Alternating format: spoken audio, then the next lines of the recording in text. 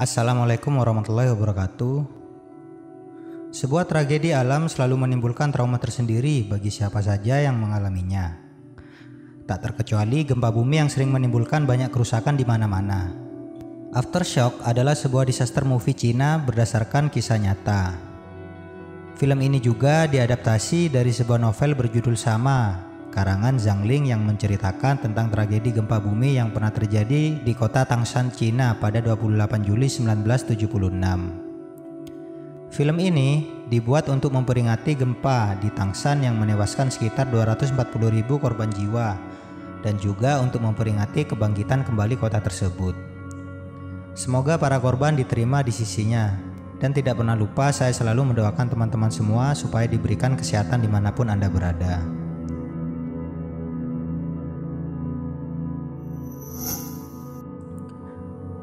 Scene dibuka dengan suasana di kota Tangshan, Cina, di mana terdapat banyak capung berterbangan seakan bermigrasi dari satu tempat ke tempat yang lain. Berpindah ke suatu tempat di mana Fang Deng, seorang anak perempuan, dan Fang Da, seorang anak laki-laki, merupakan anak kembar pasangan Yuanni dan Da Qiang. Mereka adalah keluarga miskin yang bahagia. Sang ayah hanya bekerja sebagai supir truk. Di tengah cuaca panas kota Tangshan, Da Qiang membawa anaknya membeli sebuah kipas angin untuk apartemen kecil mereka. Anak kembar itu menyambut gembira ketika sang ayah mengantar keduanya pulang. Setiba di rumah, Fang Da memungut setangan tomat yang disediakan ibunya untuk mereka masing-masing satu buah. Fang Deng dengan gembira segera menyalakan kipas barunya. Mereka bertiga menunjukkan adegan di mana sebuah keluarga yang sederhana namun tetap bahagia. Ketika malam tiba, Da kecil merasa kurang dan ingin tomat lagi. Yuanni menyuruh Deng supaya memberikan jatah tomatnya dengan iming-iming akan diberikan tomat yang lebih banyak besok. Deng pun menuruti perkataan ibunya dengan berat hati. Di saat Deng dan Da sedang tidur di kamar mereka, sementara Yuanni Da Qiang sedang berada di dalam truk yang diparkir di lapangan seberang apartemen. Ketika itu terjadilah gempa bumi dahsyat. Masih dalam goncangan gempa, orang tua itu langsung berlari panik untuk menyelamatkan anak-anak. Tapi Da Qiang menahan istrinya supaya menunggu di luar, supaya dia saja yang masuk ke apartemen. Naas ketika Da Qiang mendekati bangunan, dia tertimpa robohan bangunan lain dan meninggal seketika. Da Qiang meninggal di depan mata Yuanni. Di depan matanya pula ia melihat anak-anaknya menjerit ketakutan meminta tolong. Akhirnya bangunan apartemen itu runtuh. Banyak orang yang ingin menyelamatkan diri, tapi tewas tertimpa robohan. Yuanni pun menangis histeris mengingat anak-anaknya masih di dalam bangunan itu. Setelah gempa berhenti, Yuanni berlari menangis mencari keberadaan anak-anaknya. Dia meminta bantuan sekelompok warga untuk mengevakuasi Deng dan Da yang tertimbun puing-puing bangunan. Seorang warga memberitahukan posisi Deng dan Da yang berada di kedua ujung pilar beton, yang berarti jika menolong salah satu, maka yang lain tidak bisa diselamatkan. Apabila mereka menyelamatkan Deng, maka Da akan tertimpa dan mati, begitu sebaliknya. Yuanni menangis histeris supaya keduanya diselamatkan. Tapi warga mengatakan tidak bisa. Hanya salah satu yang dapat diselamatkan. Setelah didesak untuk segera mengambil keputusan yang semakin lama akan membuat kondisi kedua anaknya semakin parah bahkan mati, akhirnya Yuanni memutuskan untuk menyelamatkan Da. Mungkin karena Da merupakan anak laki-laki yang menurutnya dapat menjaganya kelak. Tanpa Yuanni ketahui, Deng mendengar semua percakapan mereka. Betapa hancur hatinya mendengar ibunya selalu mendahulukan Da. Ia pun kembali teringat insiden tomat di hari sebelumnya. Deng hanya menangis dalam diam sambil memanggil nama ibunya dengan pelan. Yuanni langsung memeluk Deng dengan rasa bersalah. Beberapa waktu kemudian, tentara dan tim medis tiba di tempat kejadian. Yuanni meninggalkan Fang Deng sambil menggendong Da kecil ke sebuah tempat pengungsian. Tapi dia tidak tahu kalau sebenarnya Deng masih hidup dan telah diselamatkan. Deng kecil terlihat bingung dengan kondisi lingkungannya yang hancur lebur. Saat itu, ia bertemu Chen Daoming yang merupakan salah satu prajurit penyelamat. Chen menanyai Fang Deng tentang keluarganya, tapi Deng hanya bisa menangis. Chen lalu membawanya ke kamp tentara. Di sana terdapat beberapa anak yang terpisah dari orang tuanya. Karena tidak ada keluarga Fang Deng yang menjemputnya, Chen dan istrinya berencana untuk mengadopsi Deng karena mereka sudah lama tidak mempunyai anak. Dalam perjalanan pulang, Chen dan istrinya sangat antusias menyambut kedatangan Fang Deng di rumahnya. Mereka berdua sempat bersaing untuk dapat menggendong Fang Deng. Deng masih saja tidak berbicara. Dia masih memiliki trauma sambil diperkenalkan dengan kamar barunya yang akan dia tempati. Scene lalu berpindah. Akibat tertimpa puing-puing bangunan, tangan kiri Da harus diamputasi. Ibu dan adik Dakiang datang untuk membawa Da supaya diasuh mereka. Mereka ingin membantu supaya Yuanni dapat fokus melanjutkan kehidupannya. Namun Yuanni mengelak bahwa satu-satunya yang dia miliki hanyalah Fang Da. Dia tidak dapat hidup sendirian. Walaupun berat, Yuanni terpaksa setuju dengan diberikannya foto keluarga Yuanni oleh adik iparnya. Tapi saat mereka akan membawa Da, dia diturunkan dari bus untuk dikembalikan ke Yuanni karena memang hanya Da yang Yuanni punya saat ini. Hanya Da sumber kekuatan Yuanni setelah ia kehilangan semuanya. Sementara Deng sudah dibawa ke kota lain oleh orang tua angkatnya. Dia menjadi pendiam, murung dan tidak banyak bicara. Fang Deng diberikan nama baru oleh orang tua angkatnya, bernama Wang Fan dan nama panggilan Yaya. Meskipun demikian, ingatan akan ibunya yang lebih memilih Fang Da terus menjadi mimpi buruknya. Beruntung orang tua angkatnya sangat sabar dan pengertian akan hal itu. Di sana dia mendapatkan kebutuhan ekonomi yang cukup baik. Namun ketika orang tua angkatnya mendaftarkannya ke sekolah, Fang Deng berbicara kepada petugas pendaftaran bahwa namanya Wang Deng. 10 tahun berlalu setelah kejadian itu. Fang Da bekerja serabutan karena keterbatasan tangannya. Sementara Yuanni bekerja sebagai penjahit untuk menghidupi Da dan dirinya sendiri. Fang Da sering bolos sekolah dikarenakan dia ingin bekerja untuk menambah penghasilan ibunya. Malam itu, warga Tangshan melakukan upacara peringatan korban gempa. Termasuk Yuanni dan Fang Da berada di sana. Fang Da mendapatkan tamparan dari ibunya karena menyinggung soal pilihan dia dulu ketika mengambil keputusan untuk menyelamatkan Fang Da. Scene berpindah di kehidupan Wang Deng yang kini dipanggil Yaya. Malam itu Yaya sedang mengalami mimpi buruk tentang kehidupan dia sebelumnya. Hingga Chen orang tua angkatnya datang ke kamar Yaya untuk menenangkannya. Ketika Chen kembali ke kamarnya sendiri, Chen dan istrinya mendapati pertengkaran kecil. Keesokan harinya di sekolah, Yaya menolak ajakan orang tua angkatnya untuk pergi menonton film. Ibu angkatnya menanyakan tentang sekolah Yaya. Dia seharusnya mengambil perguruan tinggi yang dekat dengan rumah, dikarenakan kesehatan ibu angkatnya memburuk. Namun Chen sangat mendukung apapun keputusan Yaya. Setiba di rumah untuk makan malam, Chen mengajak Yaya untuk besok ikut dalam perjalanan tugasnya ke Tangshan. Namun Yaya menolaknya. Di sini terlihat bahwa ibu angkatnya sangat keberatan untuk melepas Yaya pergi. Fang Da berpamitan kepada ibunya bahwa dia akan merantau untuk mengadu nasib di kota Shenzhen. Namun Yuanni yang berat hati mencoba membujuk Fang Da supaya tidak pergi. Fang Da yang bulat tekad meyakinkan ibunya bahwa dia bisa sukses di luar sana. Kini Yuanni merasakan sendiri lagi. Dia melepas kepergian Fang Da, anak satu-satunya. Yaya kini masuk dalam perguruan tinggi kedokteran, sedangkan Fang Da di kota bekerja sebagai penarik transportasi umum. Dia bertemu dengan Chen yang ingin pergi ke perguruan tinggi tempat Yaya. Lalu Fang Da menawarkan tumpangan kepada Chen. Selama perjalanan mereka berbincang mengenai tragedi Tangshan pada tahun 1976, termasuk cerita mengenai lengannya yang hilang. Chen juga bercerita ketika tragedi terjadi, dia sedang bertugas untuk mengevakuasi warga di sana. Ketika Chen tiba di kamar Yaya, dia mendapati terdapat pacar Yaya di sana. Lalu Chen bercerita bahwa ibunya sedang berada di rumah sakit dan mengusulkan Yaya agar menjenguknya. Chen dan Yaya pergi bersama untuk menemui ibunya di rumah sakit. Mereka berdua berbincang haru di dalam kamar. Ibu angkatnya sangat mencintai Yaya meskipun dia menggunakan cara yang kadang berlawanan dengan Yaya. Itu dia lakukan semata agar tidak berada jauh darinya. Ibu angkat Yaya menyadari bahwa Yaya bukan anak kandungnya, hingga dia selalu mendapati pujian dari temannya bahwa Yaya sangat mirip dengannya. Untuk pertama kalinya, Yaya menjawab dan membenarkan pernyataan bahwa wajahnya memang mirip dengan ibu angkatnya. Ibunya berwasiat agar Yaya menjaga ayahnya, sembari memberikan Yaya sebuah jam tangan dan uang tabungan untuk ia gunakan ketika kelak akan pergi ke Tangshan menemui ibu kandungnya.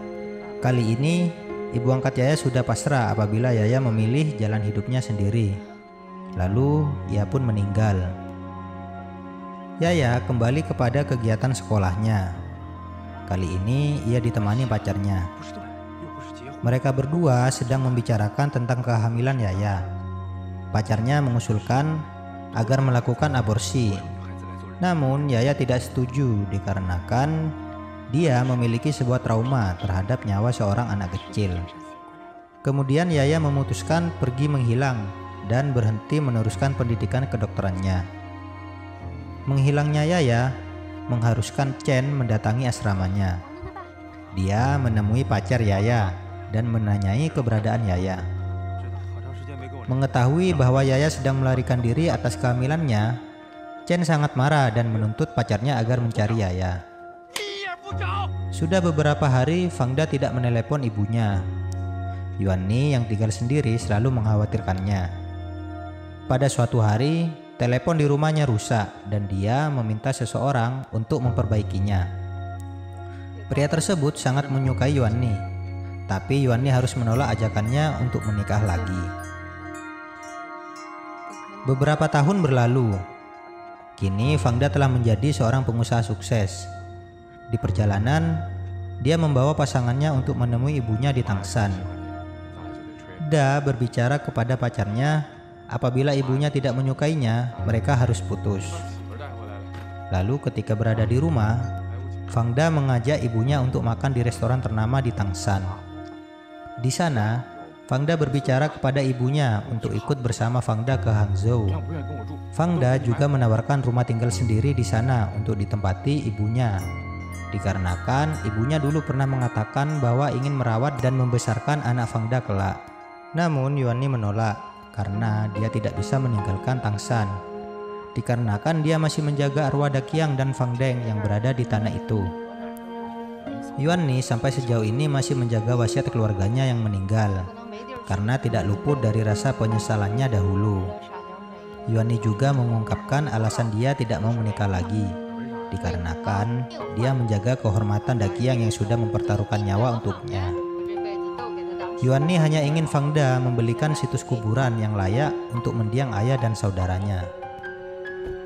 Ketika Fangda mengantar ibunya kepada apartemen baru di Tangshan, dia kemudian berubah pikiran untuk tinggal di sana, dikarenakan dia harus melakukan ritual arwah lagi seperti yang mereka lakukan 20 tahun lalu agar arwah yang meninggal tidak tersesat pulang. Dengan kecewa, Fangda menuruti permintaan ibunya. Kini Yaya atau Deng menjalani kehidupannya sebagai single parent dan bekerja sebagai guru les privat. Sampai sekarang Yaya belum menemui Chen, ayah angkatnya. Dia memilih untuk menjalani hidup sendiri untuk menebus kesalahannya yang dulu telah berhenti melanjutkan kuliahnya. Fangda kini juga memiliki seorang anak dengan pernikahannya bersama Xiaohe. Fangda kembali ke Tangshan untuk menemui ibunya. Fangda ingin menitipkan anaknya kepada ibunya untuk tahun baru saja, dikarenakan ibunya selalu merasa kesepian di sana. Namun awalnya Xiaohe merasa keberatan, tapi akhirnya ia mengerti kenapa Fangda bertindak seperti itu. 4 tahun kemudian, Yaya kembali ke ayah angkatnya dengan membawa anaknya. Entah kebetulan atau tidak, nama anak Fangda dan Fangdeng sama, yaitu Dian. Ketika berada di rumah, Chen bertanya kepada Yaya kenapa dia tidak pulang waktu itu. Yaya menjawab bahwa dia malu dan tidak ingin ayah angkatnya khawatir. Namun Chen menimpali omongan Yaya bahwa dia sangat khawatir kepadanya setiap hari. Lalu mereka membawa Dian ke taman bermain. Di sana, Chen mengatakan bahwa orang tua kandung Yaya di Tangshan akan bahagia ketika membawa cucunya pulang. Lalu Yaya dengan sedih menceritakan bahwa ia tidak pernah lupa bagaimana ibu kandungnya dulu menelantarkan dia saat musibah gempa.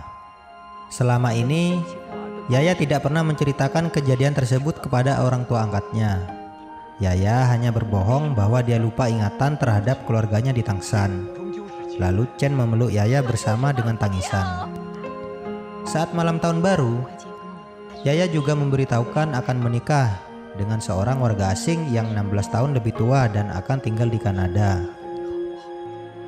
Kini sudah memasuki tahun 2008. Fangda yang sedang bekerja mendapati goncangan gempa di kantornya.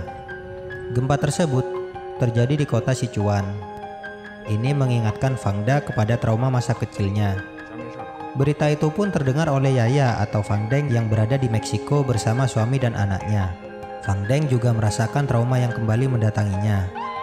Dia meminta izin kepada suaminya untuk pergi ke tempat kejadian gempa tersebut. Dia tergerak untuk membantu korban bencana sebagai sukarelawan.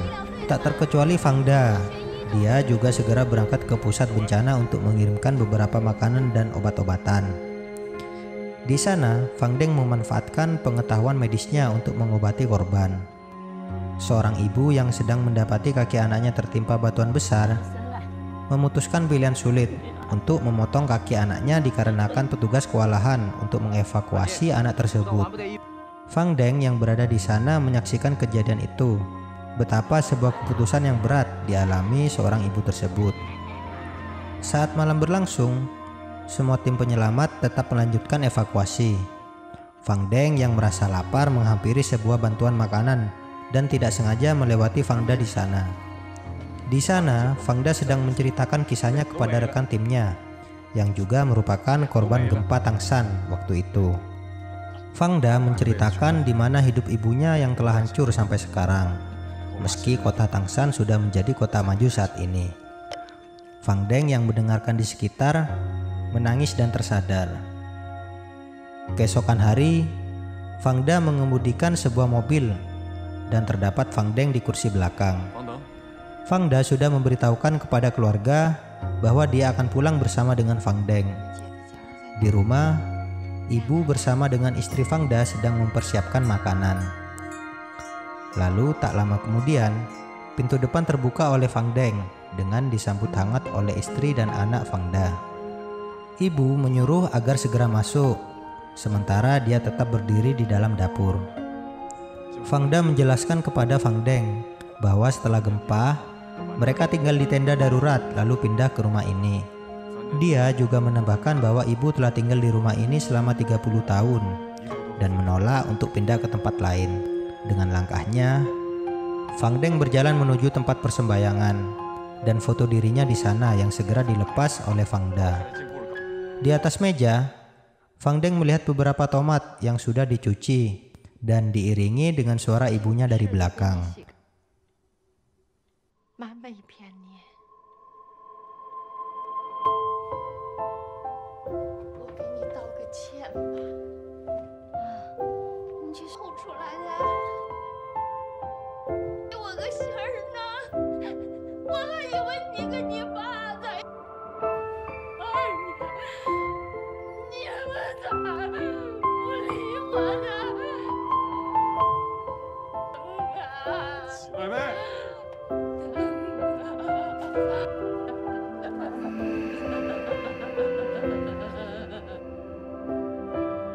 Di malam hari, Fang Deng menceritakan kepada ibunya bahwa dia sudah menikah dan memiliki seorang anak. Dia juga bercerita tentang orang tua angkatnya, pernikahan mudanya, dan pernah bersekolah di kedokteran. Mereka berdua menghabiskan malam dengan berbagi cerita satu sama lain. Lalu keesokan hari, semua mendatangi makam Dakiang. Keluarga juga menyuruh petugas makam untuk membuka makam Fang Deng, di mana Fang Deng menemukan sebuah kenangannya di sana. Dia juga menyadari bahwa ibunya setiap tahun selalu membelikannya barang yang sama dengan Fang Da yang dia taruh di makam Fang Deng. Ketika itu, Fang Deng tersadar bahwa dia sudah bersalah kepada ibunya dan meminta maaf telah meninggalkannya. Lalu film berakhir. Film ini banyak didominasi di ajang penghargaan internasional dan menjadi box office di negaranya.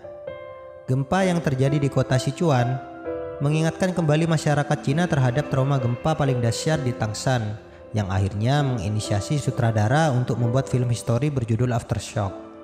Nonton film ini cukup menguras air mata, bahkan tidak ada adegan lucu sama sekali di film ini, apalagi adegan romantis.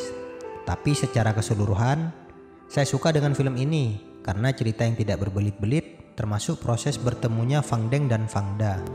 Mungkin butuh waktu 32 tahun bagi Deng untuk bisa menerima kembali keluarga kandungnya. Menurutku itu manusiawi.